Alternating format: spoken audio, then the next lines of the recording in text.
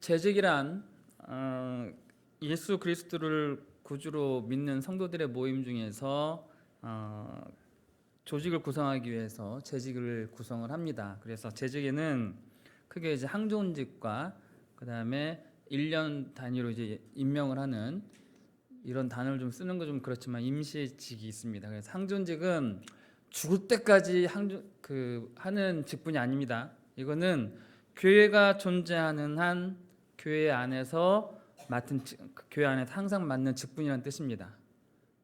그러니까 교회가 예수 그리스도 오시는 날 다시 오시는 날 교회가 없어지면 이 직분은 항존직도 사라지는 겁니다. 그래서 제가 나중에 죽어서 천국 가서 여러분들 만나면 우리는 이 땅에서의 모든 직분 없이 다 계급장 띄고 주님 안에서 한 형제요 자매로 만나는 겁니다. 그러니까 교회가 있는 때만 교회가 있는 한 존재하는 직분이 이제 항존직해서 목사, 장로, 권사, 안수 집사님 이렇게 이제 직을 나누고요. 그다음에 이제 서리 집사에서 1년에 한 번씩 이렇게 임명을 합니다. 그래서 아침에 이제 임명해드렸던 분들을 제외한 성함은 제가 뒤에 호칭은 빼고 성함만 이렇게 불러드리겠습니다. 유준희, 김주영, 서용수, 임미령, 조충재, 이재숙, 홍사덕, 전나영, 이춘석, 김혜진, 박철, 김경민, 한상복, 이정선, 한상진, 김혜정, 안효종, 이정희, 이밀, 조숙희, 김성희, 김성수, 이인숙, 장용수, 윤복희, 민정순, 지형민, 조은진, 최명식, 윤은경, 최상미, 김상철, 신정민, 이동민, 박선영, 최영심, 박상규, 윤병숙 이 분들을 교회 2020년 서리 집사님으로 임명을 하겠습니다. 우리 서로에게 잘하라고 격려 박수 하겠습니다.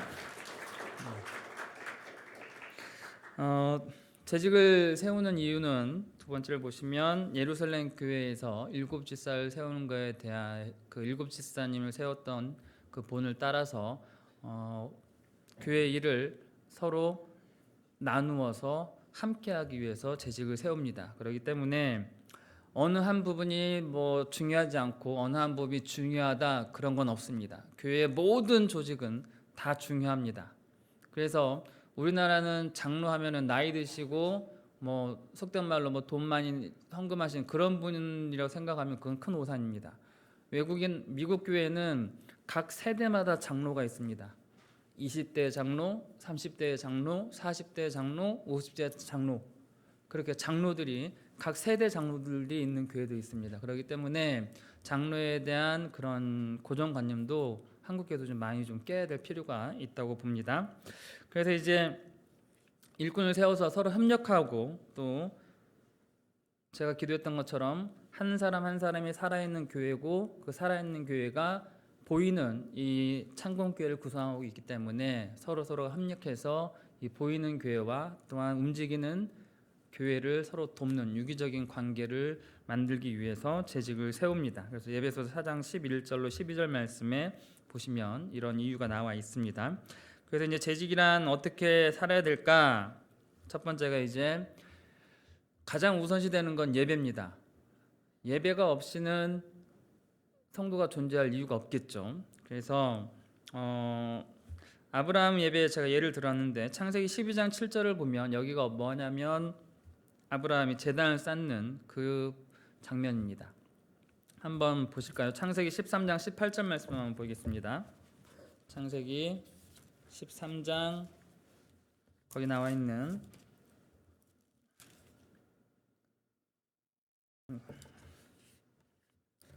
13장 18절 말씀 보시면 이에 아브라함이 장막을 옮겨 헤브론에 있는 마므레 상수의 수풀에 이르러 거주하며 거기서 여호와를 위하여 제단을 쌓았더라 이렇게 기록이 되어 있습니다. 그래서 아브라함은 가는 곳마다 단을 쌓고 하나님께 제사를 지냈죠. 그래서 재직의 가장 기본이 뭘까? 그거는 예배 참석입니다. 그래서 군인교회는 적어도 재직이라면 주일 낮밤 예배와 수요 예배가 의무입니다.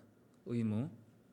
그리고 하실 수 있으면 새벽 기도에도 참석을 하셔야만 합니다. 그러나 새벽 기도에는 각 개인의 여건에 따라서 그건 어쩔 수가 없습니다. 정말로 잠이 많으신 분은 새벽에 죽었다 깨나도 못 일어나요. 죽었다 깨나도. 저는 아무리 피곤해도 5시가 되면 눈이 떠집니다. 그런데 제 짝꿍은 피곤하면 못 일어나요. 옆에서 깨워도. 그래서 그건 어쩔 수 없습니다. 뭐 안 나온다고 해서 믿음이 약한 게 아니라 하나님이 몸을 만들어 주셨을 때 그렇게 만드셨으니까, 물론 관리를 하면 바뀔 수도 있겠지만 안 바뀌는 것은 절대로 안 됩니다. 그렇기 때문에 새벽기도 여부를 가지고 믿음이 좋다 나쁘다 그거는 저는 판단을 하지 않습니다. 그래서 여기 계신 분들도 서로를 그걸 가지고 판단하는 게 아니라 약한 부분이 있구나라고 인정을 해주시면 좋을 것 같습니다. 인정해 주시길 바라겠습니다. 그래서 저는 어느 교회를 가든지 간에 적어도 예배 전 10분 전에는 좀 자리에 앉으셔서 한 주를 좀 돌아보시고 예배 준비를 하십시오라고 말씀드립니다. 왜? 허겁지겁 들어오면 한참 예배드리고 있는 다른 분들이 그분들한테 신경이 쓰입니다. 그 방해가 돼요. 그래서 제가 비승교회에 있을 때는 다음 주에는 예배 시작과 동시에 저 문을 잠글 겁니다. 늦게 오시는 분들은 밖에서 슬피 울며 일을 가실 겁니다. 그렇게 광고를 분명히 했어요. 제가 잠궜을까요? 안 잠궜을까요? 저를 너무 잘 아시는 것 같은데 제가 잠궜어요. 이보영 안수 집사님이 그때 때마침 그 주에 예비 안내위원이셨어요. 제가 앞에 서서 집사님 문 잠그세요 그랬습니다.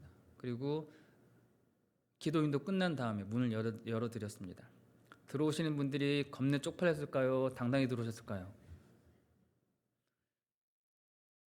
100이면 100 다 고개 숙여 들어오셨어요. 적어도 예배는 그 밑에 보시면 1번 보세요. 예수 그리스도를 통해 베푸신 구원의 은총에 대한 감격과 감사가 실존된 예배는 내가 뭔가 받으러 오는 예배이기 때문에 내가 아무 시간에 가도 떳떳해요. 그건 아니에요. 예배는 무언가 받으려고 하는 예배가 아니라 하나님이 우리를 만나기 위해서 사람의 시간으로 정해주시고 약속하신 시간이에요. 그렇기 때문에 적어도 예배 시간 전에 미리 좀 오셔서 지난 한 주를 좀 돌아보시고 그 다음에 이 예배에 준비를 한다면 그 예배가 우리의 마음가짐에 따라서 우리의 마음가짐이 잘못됐으면 좀 자신을 뒤집는 시간이 될 것이고 또 우리가 예배에 합당한 생각으로 우리를 좀 정리할 수 있는 그런 시간이 되리라고 저는 믿습니다. 그래서 늘 제가 어느 교회를 가든지 간에 제발 10분 전에 나오세요 그랬습니다. 그리고 제가 2007년도 여기서 근무할 때는 이태만 장로님한테도 제가 특별히 부탁을 드렸어요. 장로님 먼저 솔선수범하셔서 가장 앞자리에 앉으시는 분이니까 가장 먼저 나오셔서 좀 모범을 보여주십시오. 부탁을 드렸습니다. 여러분 그때 학교장님이셨어요. 그분 장로 인직 받으시기 전에 뭐 한지 아십니까? 한 달 동안 화장실 청소하셨어요. 화장실 청소. 솔선수범하셨어요. 그래서 제가 여기서는 문을 안 잠궜어요. 여기서는 처음 근무할 때는. 근데 여러분들께서도 부지불식간에 저 문이 잠겨서 밖에서 슬피 울며 일을 가는 그런 시간이 없기를 바랍니다. 그래서 적어도 10분 전에 좀 오셔서 그러면 다음 주부터 좀 많이 좀 바쁘시겠죠, 그죠? 아마 찬양대 연습 시간도 좀 당겨지거나 아니면 타이트하게 좀 쪼여질 거고 들어오셔서 준비하시면 한번 해보세요. 해보시면 저를 유심히 보신 분은 아시겠지만 저는 항상 10분 전에 이 앞에 앉아 있습니다. 앞에 뭔가 까먹은 거 있으면 왔다 갔다 좀 바쁘지만 항상 이 앞에 앉아서 예배 준비를 하고 또 설교 준비한 거를 머릿속으로 다시 되새기는 시간을 갖습니다. 그렇게 시간을 가지면 예배에 대한 관념이나 생각이 바뀝니다. 그래서 두 번째까지는 제가 헛된 예배 5가지 유형 그 중에 두 번째까지는 제가 말씀을 드렸고요. 그래서 예배에 대한 생각이 안 바뀌면 우리는 예배를 본다라고 이야기합니다. 하지만 예배에 대한 생각이 바뀌면 우리는 예배를 드린다라고 이야기할 수 있습니다.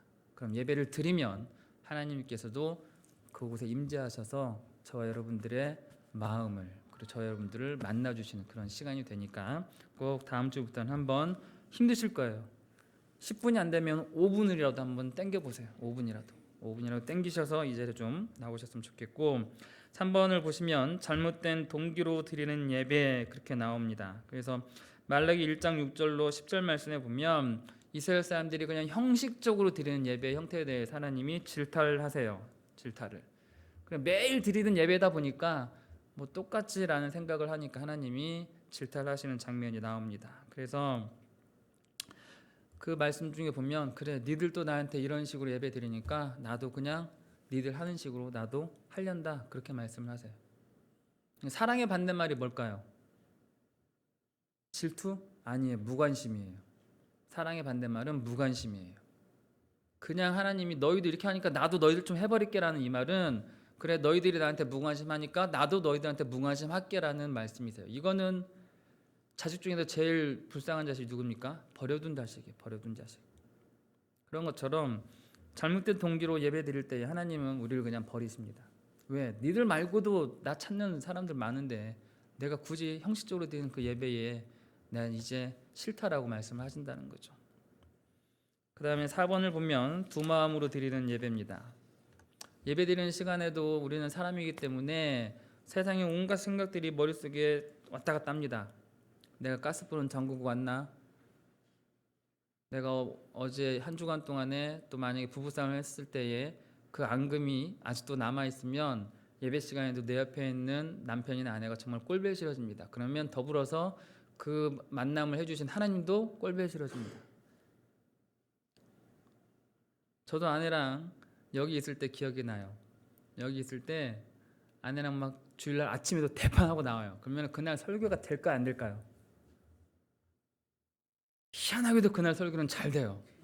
이상하게 잘 돼요. 머릿속으로 안 외워졌던 것도 어떻게 잘 외워지는데, 그래서 성도분들도 오늘 목사님 은혜 받았습니다 그러면 저는 속으로 미치는 거예요. 왜? 이거는 내가 한 게 아니니까 악에 받쳐가지고 내가 한 거기 때문에 하나님 앞에서 그건 죄 짓는 거예요. 하나님 앞에서 두 마음으로 드리는 예배는 내가 마음속에 뭔가 좀 있는 것 같이 느껴지지만 그거는 가짜예요. 가짜예요. 그거는 가시밭에 뿌려진 씨앗과 같은 거예요. 그냥 뭔가 좀 자랄 듯 싶다 하지만 가시덤불에 가려서 금방 죽어버리는. 그렇기 때문에 이 예배 시간 1시간만큼은 예배에 집중하세요. 예배 드린다고 해서 세상이 망하면, 세상이 멸망하면 우리는 예배 드리다가 그대로 하늘로 가는 영광스러운 시간이니까 적어도 이 시간만큼은 거기에 집중을 하면 하나님이 그 시간은 책임져 주시는 거예요. 그렇기 때문에 예배 드리는 그 시간만큼은 우리가 찬양단의 마지막 찬양처럼 임재를 간절히 원하는 마음으로 예배를 드리시면 그 예배는 매주 드리는 예배지만 우리에겐 새로운 예배가 될 거라고 저는 확신합니다. 근데 5번 보시면 회개함이 없이 닫힌 마음으로 드리는 예배 그런 게 있어요. 그래서 이곳에 와서 제가 몇 번 썼던 표현인데 교회는 아무나 올 수 있습니다. 아무나.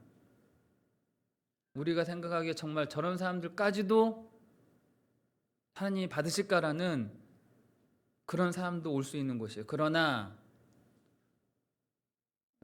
신경 쓰지 마시고 집사님 여기 보세요. 그냥 난 괜찮아요. 누구나 교회의 일원으로 받을 수는 없어요. 아무나 올 수 있지만 누구나 다 교회 제도권 안에 있는 일을 할 수는 없습니다. 왜? 북한 교회는 아무도 받지 않고 누구도 그 교회에 함부로 들어올 수 없습니다. 왜 그럴까요? 지하교회는 한 사람이 잘못 들어오면 그 지하교회 전체가 다 드러나기 때문에 아무도 받지도 않고 또 누구도 함부로 받지 않습니다. 그래서 북한 지하교회인들이 나중에 통일이 된 뒤에 한국교회 성도들을 바라봤을 때 그 믿음의 차이는 우리는 가늠할 수가 없을 것 같아요. 그들은 아직도 말씀을 있는 그대로 믿어요. 있는 그대로. 하지만 우리는 그들에게 비하면 좀 많이 희석된 믿음을 갖고 있다라고 저는 그렇게 봅니다. 그렇기 때문에 회개라는 것은 구원파의 교리처럼 한 번만 하는 회개는 아니에요. 우리는 구원받은 존재이고 구원은 사도 바울의 표현처럼 우리는 구원을 날마다 이루어가는 그런 존재여야만 합니다.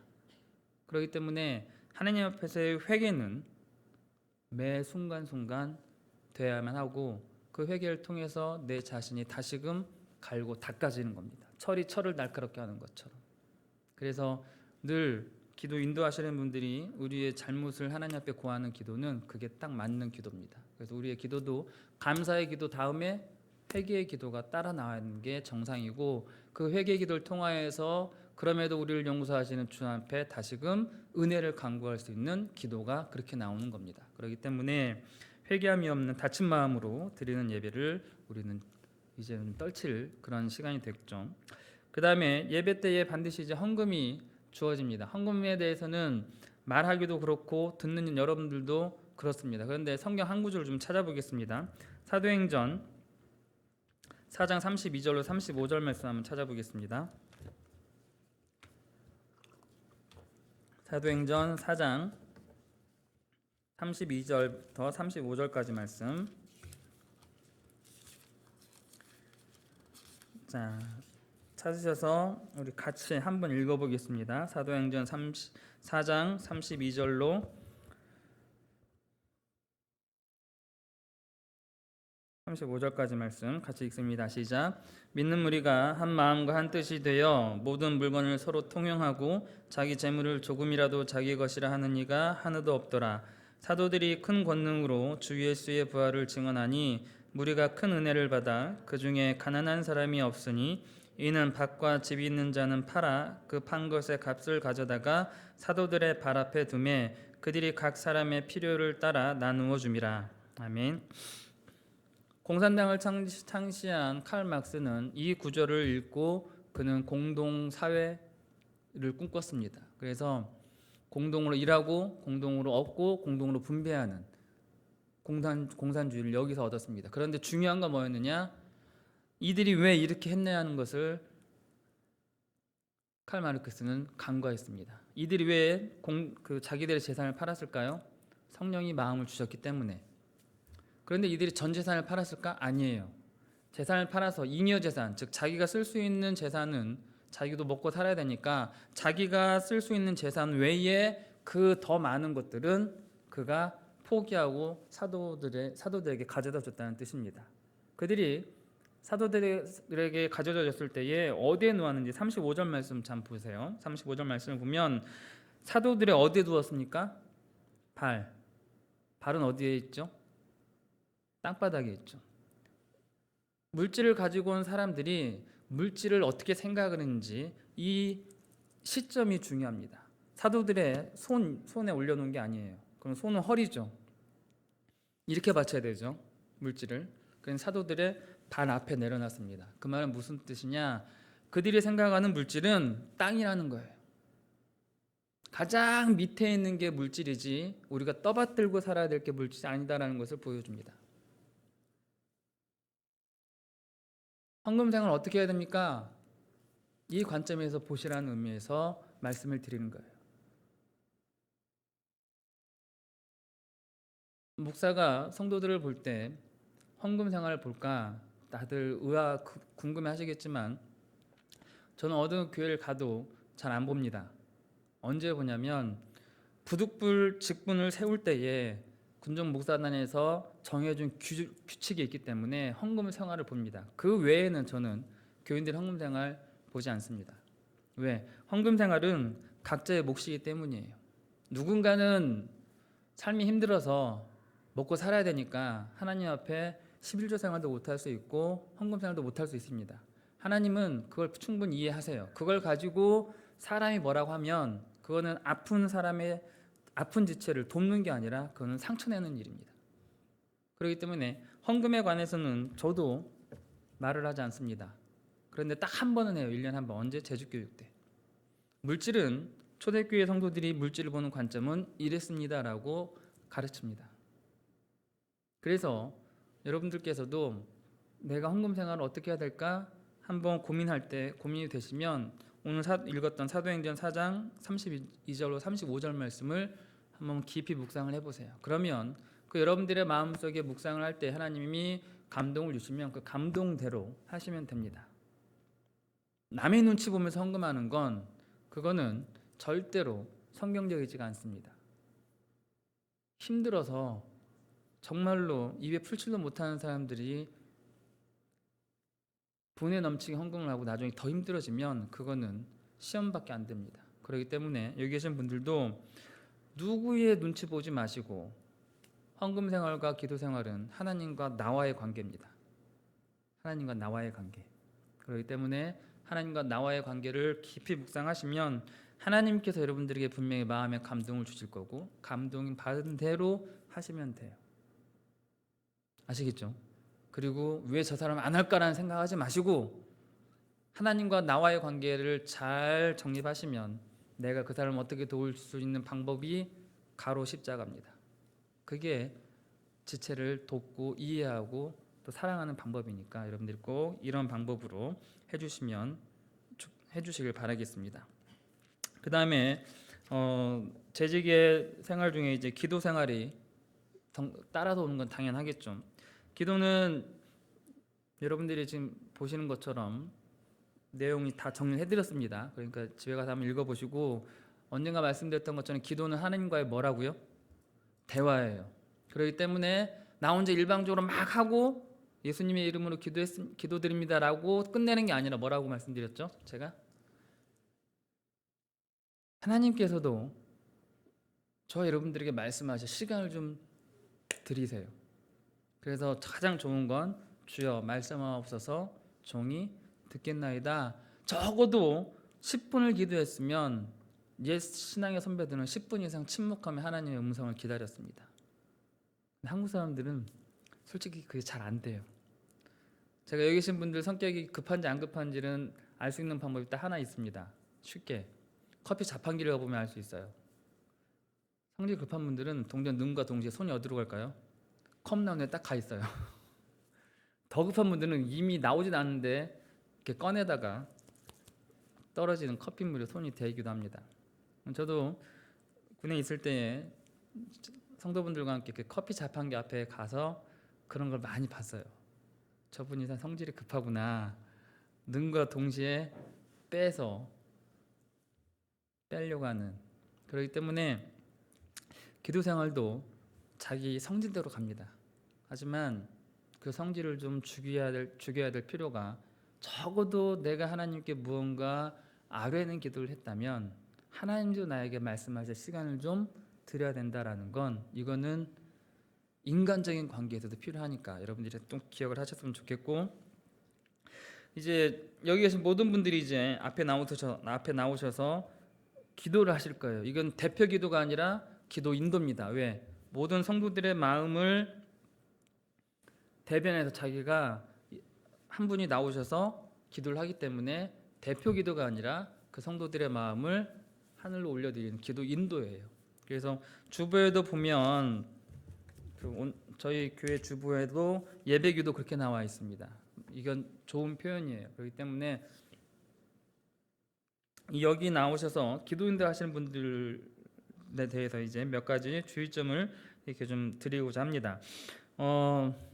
제가 지금까지 여기 와서 기도하시는 분들 중에 이렇게 기도하시는 분 없었지만 어떤 분들을 보면 기도하시면서 마지막 부분에 지금은 예배의 첫 시간이오니 이미 예배는 시간이 시작이 됐는데 그렇기 때문에 이런 기도는 잘못됐다라는 걸 꼭 기억을 해주시고 오늘 우리 집사님께서 장영수 집사님께서 하신 기도처럼 예배의 시종을 이란 표현은 정말 좋은 표현입니다. 그렇기 때문에 여러분들도 꼭 이 표현을 좀 사용해 주시고 그 다음에 하나님 축복하여 주옵소서라는 주여 축복하여 주옵소서라는 이 단어도 표현도 잘못된 겁니다. 축은 빌축이에요. 그러니까 주여 누구에게 빌어 주십시오. 빌어서 복을 내려 주십시오라는 표현이죠. 주여 축복하여 주옵소서. 이거는 잘못된 표현이고 올바른 표현은 주의 복을 우리에게 내려 주소서. 하나님의 복을 우리에게 주소서라는 게 맞는 표현입니다. 그래서 축복이라는 말도 잘 활용해야 됩니다. 그 다음에 성가대라는 표현도 제가 이미 말씀을 드렸기 때문에 넘어가겠습니다. 성가대는 일제 표현이고 일제 잔재이기 때문에 우리나라에서도 좀 많이 없어야 될 표현입니다. 그 다음에 4번을 보시면, 다음 장 4번을 보시면 지금도 그러시는 분 그 순위 있는지 모르겠지만 목사가 없는 경우에 대부분 모임을 마칠 때 주기도문을 마치는 그런 습관이 있었습니다. 한국교회. 그런데 이거는 1936년에 성결교회 헌법에 나오는 그런 내용을 이렇게 남용한 겁니다. 그렇기 때문에 주님의 기도를 가지고 마친 기도를 하는 건 성경적이지 않고 오히려 그 순장께서 모임의 인도자께서 마친 기도를 하는 게 맞다라고 제가 좀 정정을 해드리니까 그렇게 해주시길 바라겠고요. 그 다음에 5번을 보시면 기도를 시작할 때에 성경 말씀을 읽으시는 분들도 있을 겁니다. 그런데 기도는 하나님이 들으시는 거예요. 그런데 하나님께 하나님의 말씀을 다시 읽어드리는 건 그거는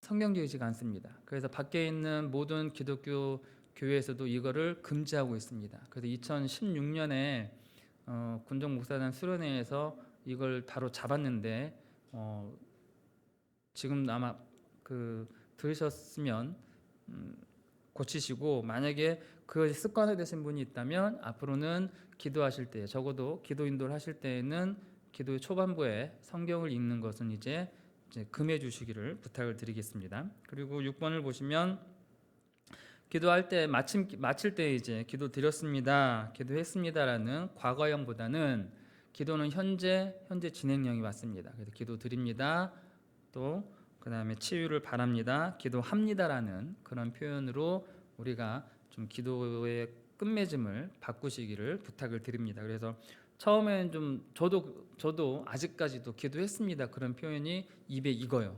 그런데 자꾸 고치려고 노력을 하니까 여기 계신 분들도 적어도 기도인도 하실 때만큼은 꼭 이런 표현을 하시고, 기도인도 하시려면은 적어도 한 주간 동안은 기도문을 글로 쓰십시오. 글로 쓰시고 그걸 몇 번이고 퇴고를 하셔야만 합니다. 저도 설교 원고 준비를 하고요, 몇 번이고 퇴고합니다. A4용지 4장을 하는데 몇 번이고 이렇게 퇴고를 하면서 자꾸만 말을 자릅니다. 표현도 지웁니다. 왜? 이게 과연 맞는가? 심지어 이 앞에 나와서도 없앱니다. 설교하는 도중에. 그만큼 사람의 생각이 가미가 되면 기도는 길어지고 중원본이 됩니다. 그래서 여러분들께서도 적어도 기도인도 하실 분들은 늘 기도를 쓰셔서 또 몇 번이고 한 주간 동안 퇴고를 하셔서 그 정제된 언어로 여러분들이 이 앞에서 기도를 하시는 습관, 그 훈련을 좀 하시기를 바라겠습니다. 그 다음에 재직으로서의 삶은 이제 말씀 중심의 삶이 되겠죠. 그래서 성경에서 제일 긴 성경이 시편 119편입니다.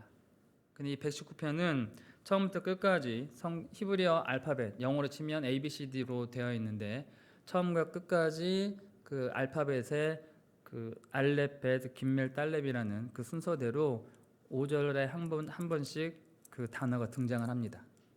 곧 이 말은 처음과 끝까지 말씀의 중심으로 살라는 그런 의미가 담겨져 있다는 말씀이고, 시편 1편 1절 말씀을 보시면 복 있는 사람은 그 다음이 뭐죠? 복 있는 사람은 악인들의 꾀를 쫓지 아니하고, 아닌데 그죠? 죄인들의 길에 서지 않고 오만한 자들의 자리에 앉지 아니하느니라. 그 다음 뭡니까? 오직 여호와의 율법을 주야로 묵상이란 말이 무슨 뜻일까요? 생각한다? 아니에요. 하루 종일 입으로 쭝얼쭝얼 한다는 뜻입니다. 돌아다니면서 속된 표현을 하면 미친 사람처럼 계속 하나님의 말씀을 입으로 중얼중얼 한다는 뜻입니다. 즉 복 있는 사람은 자기 입으로 중얼중얼하는 그 말씀대로 살려고 노력을 하고, 그 말씀을 듣는 사람들이 귀를 의식해서라도 자기가 그 말씀에 따라 살려고 애쓴다는 그런 의미입니다. 묵상은 그런 의미입니다. 그냥 조용히 눈 감고 기도하고 생각하는 게 아니라 하루 종일 내 입으로 주의 말씀을 되뇌이는. 그래서 이스라엘 백성들에게 하나님이 양식을 주실 때에 되새김질하지 못하는 동물은 먹지 못하게 하셨습니다. 되새김질하지 못하는. 그래서 이스라엘 사람들은 돼지고기를 부정하게 여깁니다. 왜? 돼지는 되새김질 못해요. 그러나 양이나 소는 다 되새김질을 합니다. 굽이 없는 동물은 못 먹게 하셨습니다. 굽이 있는 동물만 먹게 하셨습니다. 왜 그랬을까요? 발톱이 있는 생명은 맹수들은 높은 곳을 올라가지 못합니다. 바위 같은 산을. 그런데 초식동물들 노루나 사슴이나 보면 맹수들한테 쫓기면 그들이 어디로 올라가냐면 바위로 올라갑니다. 그들이 어떻게 바위로 올라갈까요? 굽이 있기 때문에 올라갑니다. 그래서 굽이 없는 동물은 하나님께서 먹지 못하게 하셨어요. 굽이 있으나 갈라진 동물은 먹지 말라고 하셨어요. 돼지도 굽이 있지만 돼지는 쪽발이에요. 갈라졌기 때문에 하나님이 금지 물품입니다. 비늘이 있는 고기는 먹으라 하셨고 비늘 없는 고기는 먹지 말라 하셨어요. 비늘 있는 고기는 강을 거꾸로 거슬러 올라갈 수 있습니다. 연어. 고난을 거슬러 올라가라는 의미에서 비늘이 있는 고기, 물고기를 먹게 하셨어요. 비늘이 없는 고기는 대부분의 고기들은 저 밑바닥에 그냥 그 자리를 맴돕니다. 우리가 좋아하는 미꾸라지나 뱀장어처럼. 그래서 그런 의미가 담겨져 있습니다. 그래서 말씀도 저는 여러분들이 깊이 묵상하면서 그 말씀대로 살려고 노력할 때에 말씀의 중심이 되는 삶을 살려고 할 때에 내가 창건교회 재직이라는 그런 자부심을 가지게 될 것입니다. 그 다음에 증인의 삶이겠죠. 결혼을 하셨으니까 요즘 여기 계신 분들은 다 자녀가 있습니다. 그죠? 마찬가지로 적어도 하나님의 자녀라면 다시 복음을 재생산할 수 있는 능력이 있어야만 합니다. 그래서 그게 바로 증인의 삶이겠죠. 복음은 나에게서 그냥 끝나면 그건 가장 불행합니다. 그래서 저 신학교 다닐 때만 하더라도 교수님들이 전도도 안 되면 에러도 많이 나라 그런 얘기를 우스갯소리를 하셨습니다. 적어도 저나 여러분들이 삶의 현장에서 그리스도인답게 살려고 노력하면 그 모습을 누군가는 보게 될 것이고 그 모습 때문에라도 하나님을 발견하게 되고 자연히 그들의 발걸음이 교회로 옮겨지게 하는 것은 우리의 몸부림을 통해서입니다. 저도 밖에 있는 현역 때 밖에 있는 목사님들과 다른 게 있다면 딱 한 가지였습니다. 같은 목사지만 뭐냐면 성도분들과 함께 삶을 공유한다는 거죠. 직장에 갔기 때문에 아침에 상황에 들어가면 무지막지하게 깨지는 정말로 불쌍한 성도분들을 볼 때 마음이 아픕니다. 그런데 반응이 두 개로 나눠져요. 그렇게 깨지는 분을 향해서 대부분의 사람들이 목사님, 저 교회에서 집사죠. 위로 좀 해주세요. 정말 열심히 하는데 지휘관이 못돼서 그런 겁니다. 우리가 보기에도 제 정말 열심히 잘합니다. 그렇게 말해주는 분이 있는가 하면 목사님 제 집사죠. 저 새끼는 안 돼요. 저한테 그렇게 말을 하는 분이 있어요. 그러면 후자의 경우는 제가 그냥 알겠습니다 하고 말을 일찍 끊습니다. 왜? 같은 교회에서 하나님 섬기는 분에 대한 나쁜 소리를 듣기 싫어서. 그런데 전자의 같은 경우는 제가 일부러라도 뭐가 그렇게 그 지휘관이 뜻하는 게 뭔가요? 물어보고 또 그분한테 알려드리고 저도 그런 노력을 했습니다. 그래서 직장을 공유하다 보니까 그런 여러 가지 모습을 보면서 말씀과 삶이 서로 융합이 되지 않을 때 이런 모습이구나라는 걸 제가 절실히 많이 봤습니다. 그렇기 때문에 여기 계신 여러분들께서도 말씀이 나를 감동시키면 그 말씀에 따라서 살려고 몸부림치십시오. 그러면 그 몸부림이 누가 보기에도 합당하고 누가 보기에도 옳게 여겨진다면 그거는 분명히 인정받습니다. 그렇기 때문에 말씀 중심에서 떠나지 마시고 또한 증인의 삶을 사시는 데에 결코 부끄럽게 생각하지 마시고 당당하시기를 부탁을 드리겠습니다. 그 다음에 마번을 보시면 봉사하는 자세가 나오죠. 베드로전서 4장 10절로 11절 말씀 한번 같이 찾아보겠습니다. 조금만 힘내십시오. 이제 끝이 보입니다. 베드로전서 4장 10절로 11절 말씀 찾으셔서 우리 함께 읽도록 하겠습니다.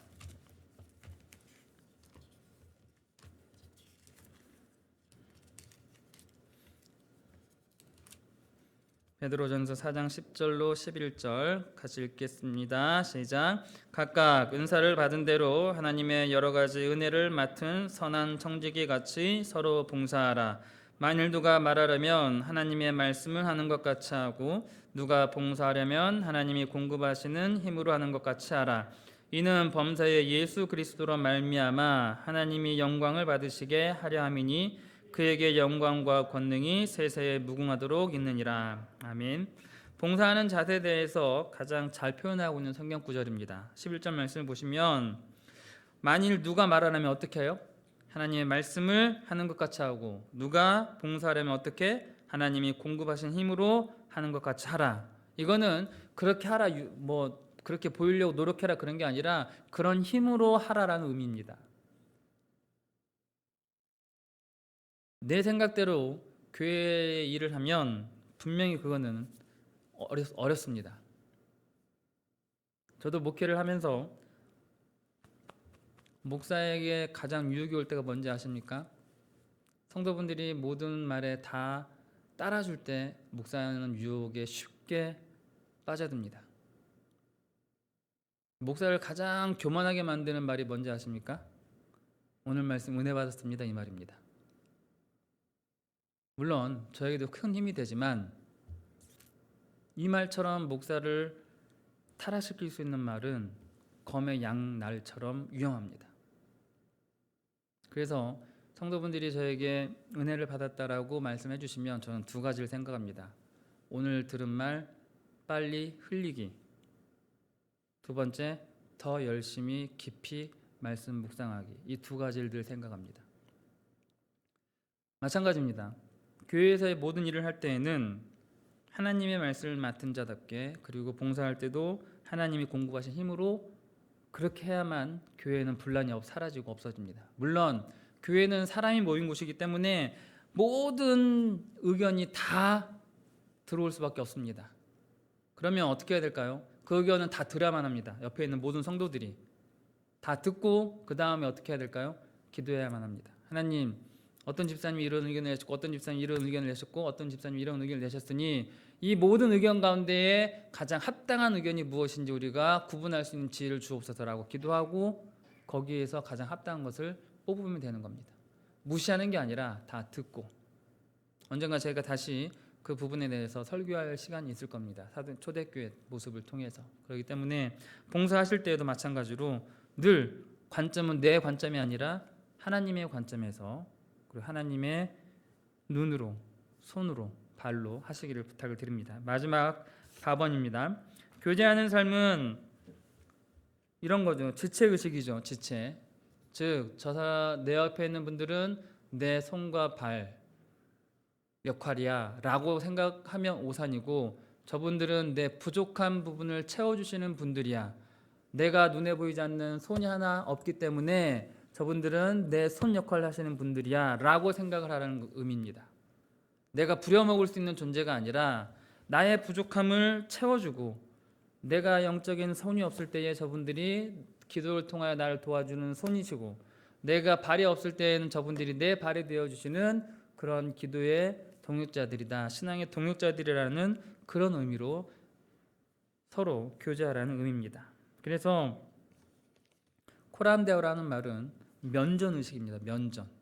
면전. 얼굴 면자, 앞전자.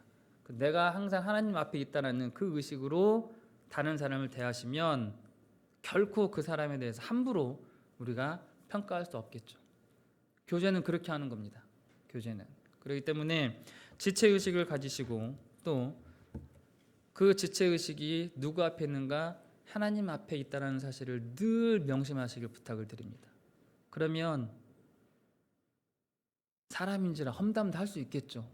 그 앞에서 싫은 말도 할 수 있겠죠. 그러나 돌아서서 내가 잘못했구나라는 알고 다시 돌아서서 그분과 화해할 수 있는 용기가 생기는 겁니다. 그래서 나와 다른 분과 이야기 나누고 의견을 교제할 때에 그 앞에는 항상 하나님이 계시다는 사실을 늘 염두하십시오. 기억하십시오. 그러면 일단 말이 좀 바뀌겠죠. 생각이 좀 바뀌겠죠. 행동이 바뀌겠죠. 그런 모습이 전파되면 창공교회가 아름답게 되는 거고, 창공교회 다니는 살아있는 교회이신 여러분들의 삶이 다른 이들에게 그리스도의 향기가 되는 겁니다. 기억하시고, 제 경험상으로 이걸 집에 가져가셔서 보시는 분도 계실 거예요. 그죠? 근데 안 보시는 분들도 계실 겁니다. 하지만 가져가셔서 한 번씩 또 성경 말씀 꼭 한번 찾아보시고 마음에 좀 새기시길 부탁을 드립니다. 그래서 적어도 저는 욕심이 별로 없습니다. 그런데 몇 가지 욕심은 있습니다. 적어도 나와 함께 하나님의 교회를 섬기는 성도들이 어디 가서 욕은 안 먹었으면 좋겠습니다. 그리고 적어도 나와 함께 하나님을 섬기는 성도분들이 고난의 현장에 있을지라도 결코 낙심하거나 좌절해서 스스로 자포자기하는 그런 성도분들이 없기를 바라고 저도 힘껏 도우려고 노력을 합니다. 그래서 함께 신앙생활하는 서로에게 힘이 되어주고 또 삶의 원동력이 되어준다면 저는 담임 목사로서 그것처럼 기쁜 일은 없다라고 늘 그렇게 생각하고 살았습니다. 그래서 자그마한 욕심이고 소원이지만 오늘 함께 이걸 나눈 분들도 여러분들이 서로 창공교회 재직답게 서로 도와주고 또 도움도 받고 서로에게 격려와 위로가 될 수 있는 그런 한 지체가 될 수 있기를 존귀하신 주의 이름으로 간절히 부탁을 드립니다. 기도하겠습니다. 하나님, 짧은 시간이지만 함께 재직에 갖춰야 될 면모를 살펴보았습니다. 무엇보다도 예배자의 삶을 잊지 않게 도와주시고 또한 예배 드리기 위해 합당한 몸과 마음과 영을 다스릴 수 있는, 기도할 수 있는 그런 삶의 자세가 견지되게 도와주시며 말씀 중심으로 서로에게 힘이 되어주고 또한 증인의 삶을 살 수 있는, 그러므로 기쁨의 교제도 나눌 수 있는 그런 창공교회에 속한 모든 성도들이 될 수 있도록 주여 도우시고 인도하여 주옵소서. 주님, 오늘이 가고 나며 내일 다시 삶의 현장으로 각기 뿔뿔이 흩어집니다. 하나님, 그곳에서 정말로 아름다운 그리스도의 향기답게 살 수 있는 우리 모두 되도록 인도하여 주옵소서.